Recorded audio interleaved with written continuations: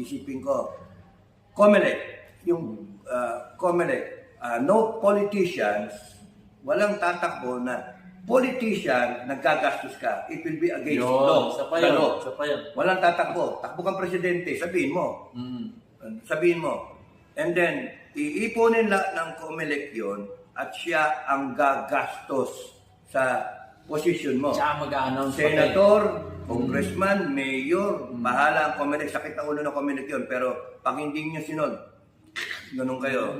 And then, punto, pag ikaw tumakbo ka ng senator, gumastos ka ng 400 million, putragis, 100 million. Babawiin eh. Saan ko kukunin? Babawiin eh. Babawiin talaga. Kaya nga yung resolution 10 eh. Babawiin talaga.